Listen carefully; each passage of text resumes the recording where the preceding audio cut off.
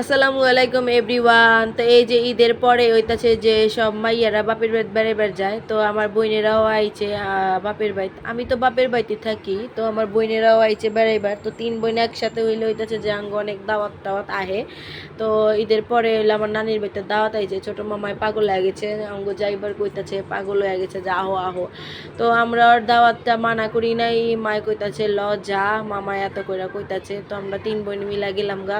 তো গেছি পরে ওইটাছে যে মামি ঠান্ডা ঠান্ডা শরবত খাওয়াইছিল, ওইটি আর ভিডিও করি নাই, এত গরমে ভাল লাগে না। তো তারপর খিদা লেগে গেছে, পোলাপানের লাগে আমি সবার আগে বইয়া পড়ছি খাইবার।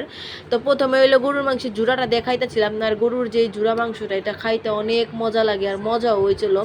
তারপর এটা পেটটা বইরা কতটুকু খায়া আবার মুরগি মাংস লুচি, মুরগিটা অনেক মজা, মুরগির মাংস খায়া আবার গরুর মাংস লুচি। দেখছেন গরুর মাংসটা কত পরিমাণের সফট হয়েছে আর মজা হয়েছিল। আমার মামির হাতে রান্না কিন্তু অনেক মজা, কি কমু খাইলে বুঝতেন।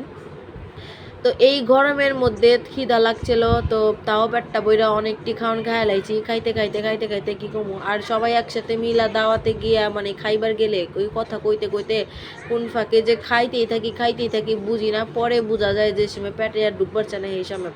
তো আমারও ওই অবস্থায় হয়েছে, এই দেখেন এতটি পোলাও খায়া লাস্টে এইটুকু আমি আর গলা দিয়ে নামায় পারতেছি না, তো অনেক কষ্ট করে মুখের ভিতরে ঢুকা দিলাম। তারপরে ওইটাছে যায় একটা কালাকোক খাইলাম, কালাকোক আমার অনেক পছন্দ। তো কালাকোকটা খায়া আমার ভিডিওটা সমাপ্ত করতেছি, খাওয়া দাওয়া সমাপ্ত করতেছি, কারণ এত গরমে এরপরে আর কোনো ভিডিওই করি নাই। আল্লাহ।